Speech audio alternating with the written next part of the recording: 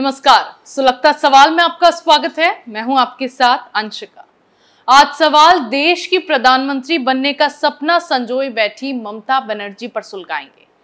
शिक्षक भर्ती घोटाला मामले में कैसे ममता सरकार की मुसीबतें बढ़ी हैं, वो बताएंगे। शिक्षक भर्ती घोटाला अब ममता बनर्जी के लिए वो काल बन गया है जिससे बंगाल सीएम पर जल्द ही ईडी सीबीआई की गाज गिर सकती है। इस मामले में ममता के भतीजे अभिषेक बनर्जी को फिर बड़ा झटका लगा है। पहले तो एजेंसी की पूछताछ से राहत पाने की याचिका को हाईकोर्ट ने खारिज कर दिया और अब सुप्रीम कोर्ट ने भी हाईकोर्ट के फैसले को चुनौती देने वाली याचिका पर सुनवाई से ही इनकार कर दिया है, जिससे अभिषेक समेत बंगाल सरकार की मुसीबतें बढ़ गई हैं। ऐसे में बंगाल सरकार को लगे इस झटके पर तमाम सवाल सुलग रहे हैं।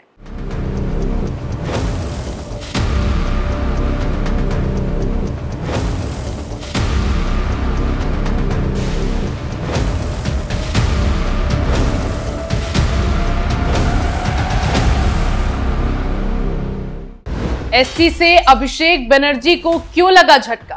याचिका पर सुनवाई से कोर्ट ने क्यों किया इनकार? क्या घोटाला मामले में होगी अभिषेक की गिरफ्तारी? क्या मामले में ममता बनर्जी पर भी गिरेगी गाज? ये सवाल इसीलिए सुलग रहे हैं क्योंकि अभिषेक बनर्जी बड़े ही गुरूर के साथ कहते थे कि उनका कोई कुछ नहीं बिगाड़ पाएगा, लेकिन अब सुप्रीम कोर्ट के झटके से उनका पूरा गुरूर चकनाचूर हो गया, क्योंकि सुप्रीम कोर्ट ने अभिषेक बनर्जी को सीबीआई और ईडी की पूछताछ से अंतरिम राहत देने से इनकार करने वाली याचिका पर सुनवाई करने से ही मना कर दिया। दरअसल ममता बनर्जी के भतीजे और टीएमसी नेता अभिषेक बनर्जी से शिक्षक भर्ती घोटाला मामले में सीबीआई और ईडी पूछताछ करना चाहती है। इसके खिलाफ पश्चिम बंगाल सरकार पहले कलकत्ता हाईकोर्ट गई थी, लेकिन वहां अंतरिम राहत नहीं मिली। हाईकोर्ट के आदेश के खिलाफ पश्चिम बंगाल सरकार ने सुप्रीम कोर्ट का दरवाजा खटखटाया था, जहां हाईकोर्ट के फैसले को चुनौती देते हुए अभिषेक बनर्जी राहत के लिए गिड़गिड़ाए थे। लेकिन अब ममता सरकार को झटका देते हुए सुप्रीम कोर्ट ने अभिषेक बनर्जी को पूछताछ से राहत देने वाली याचिका पर सुनवाई करने से ही इनकार कर दिया। यानी कि अब मामले में अभिषेक से पूछताछ भी होगी और कभी भी उनकी गिरफ्तारी भी हो सकती है। हाईकोर्ट ने दी थी पूछताछ की अनुमति। जुलाई महीने में ईडी ने कलकत्ता हाईकोर्ट को बताया था कि वो जांच के संबंध में 31 जुलाई तक अभिषेक बनर्जी के खिलाफ गिरफ्तारी समेत कोई बलपूर्वक कार्रवाई नहीं करेगी। शिक्षक भर्ती घोटाला मामले में सुप्रीम कोर्ट ने पिछले महीने ही अभिषेक बनर्जी को झटका दिया था, जब वो ईडी की जांच को जारी रखने के हाईकोर्ट के आदेश के खिलाफ सुप्रीम कोर्ट पहुंचे थे। उस समय सुप्रीम कोर्ट ने कहा था कि कलकत्ता हाईकोर्ट ने शिक्षक भर्ती घोटाले की जांच न रोककर सही किया है। दरअसल कलकत्ता हाईकोर्ट ने ईडी और सीबीआई को भर्ती घोटाले में अभिषेक बनर्जी से पूछताछ करने के लिए अनुमति दी थी। सुप्रीम कोर्ट ने जुलाई में सुनवाई के दौरान कहा था कि वो ऐसे किसी मामले की जांच नहीं कर रोकेगा जिसके बारे में हाईकोर्ट ने कहा है कि इसके व्यापक प्रभाव होंगे। सीजेआई डीवाई चंद्रचूड़ की अगुवाई वाली पीठ ने सुनवाई के बाद कहा था कि कलकत्ता हाईकोर्ट ने बनर्जी की अर्जी पर विस्तार से विचार किया है और सही निष्कर्ष निकाला है कि ईडी जांच को रोका नहीं जा सकता। इससे पहले भी ममता के भतीजे मामले में राहत के लिए कोर्ट से गुहार लगा चुके हैं, लेकिन हर बार उन्हें मुंह की ही खानी पड़ी है। इतना ही नहीं, अभिषेक बनर्जी और घोटाले के आरोपी कुंतल घोष पर हाईकोर्ट 25-25 लाख रुपए का जुर्माना भी लगा चुका है। ऐसे में अब सुप्रीम कोर्ट के फैसले के बाद अभिषेक बनर्जी की मुश्किलें बढ़ गई हैं। आपको यह भी बता दें कि कुंतल घोष ही टीएमसी के वो नेता हैं जिनकी मेहरबानी से अभिषेक बनर्जी ईडी सीबीआई के शिकंजे में फंसे हैं।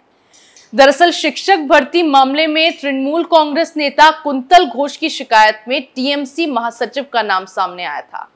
घोष ने आरोप लगाया था कि भर्ती मामले में अभिषेक बनर्जी का नाम लेने के लिए केंद्र जांच एजेंसियों द्वारा उन पर दबाव डाला जा रहा था, इसलिए उन्होंने उनका नाम ले दिया।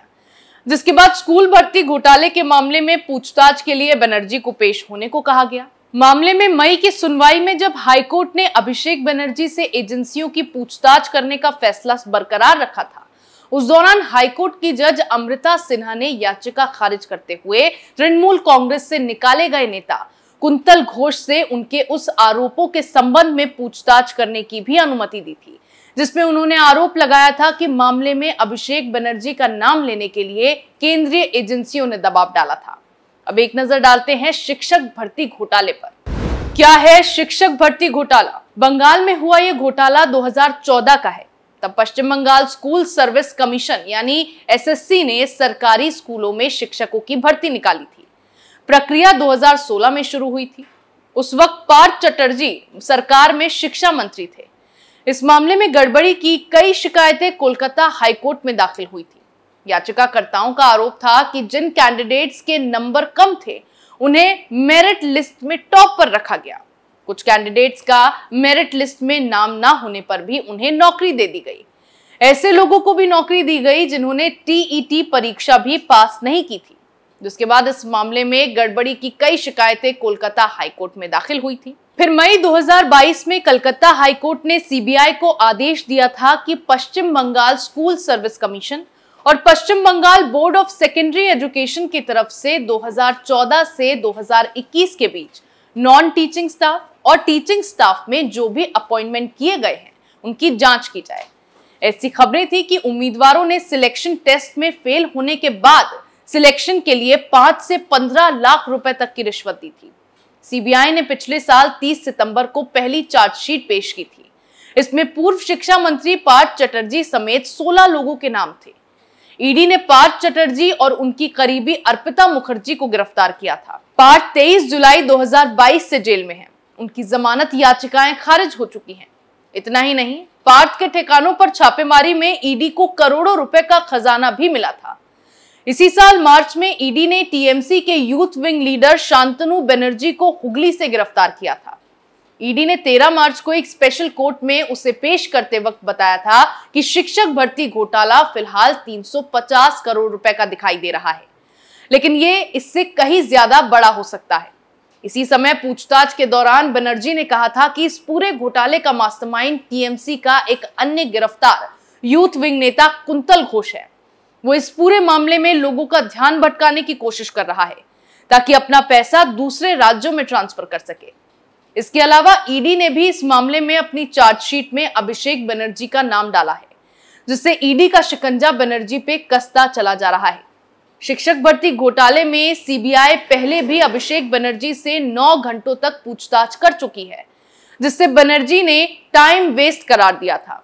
तब बनर्जी ने जांच एजेंसी पर आरोप लगाया था कि वो टीएमसी नेता की जनसंपर्क अभियान को बंद करना चाहते हैं। मामले में अभिषेक बनर्जी से पूछताछ के लिए इसीलिए भी जोर दिया जा रहा है क्योंकि उनका नाम कोयला घोटाले से जुड़ा है। इसमें अभिषेक बनर्जी समेत उनकी पत्नी रुजिरा बनर्जी पर भी ईडी का शिकंजा कस चुका है। रुजिरा बनर्जी के विदेश जाने पर रोक लगाई गई है और उन्हें कई बार पूछताछ के लिए भी तलब किया जा चुका है। मामले में अभिषेक की संलिप्तता की जांच करने में एजेंसी लगी है, जिसे लेकर शिक्षक भर्ती घोटाले में भी एजेंसी पूछताछ करना चाहती है। बहरहाल अब जुलाई तक अभिषेक बनर्जी की गिरफ्तारी पर रोक लगी थी, जो अब पूरी हो गई है और सुप्रीम कोर्ट ने हाईकोर्ट के फैसले को सही ठहराते हुए अभिषेक बनर्जी को मामले में राहत नहीं दी है, जिससे उनकी मुश्किलें बढ़ गई हैं और ईडी सीबीआई की पूछताछ का रास्ता साफ हो गया है। अब मामले में एजेंसियां पूछताछ करेंगी, जिसमें कई बड़े खुलासे होने की आशंका जताई जा रही है। 2024 में खुद को पीएम उम्मीदवार घोषित कर चुकी ममता बनर्जी पर भी शिकंजा कसा जा सकता है, क्योंकि सरकार में इतना बड़ा घोटाला हो रहा हो और उसकी भनक भी मुख्यमंत्री को ना लगे, इस पर यकीन कर पाना आसान नहीं है। ऐसे में अब मामले में ईडी सीबीआई का हंटर चलेगा, जिससे ममता बनर्जी के कई और बड़े नेता भी नपेंगे और अभिषेक बनर्जी पर भी बड़ी गाज गिरेगी। सुलगता सवाल में मेरे साथ फिलहाल इतना ही। नए मुद्दे के साथ फिर पेश होंगे, तब तक के लिए देखते रहिए कैपिटल टीवी। नमस्कार।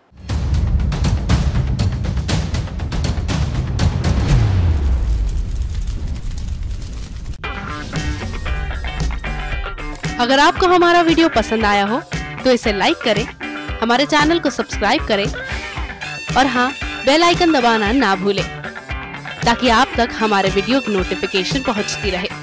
आप अपना सुझाव हमें कमेंट बॉक्स में दे सकते हैं। हमारे साथ जुड़ने के लिए शुक्रिया।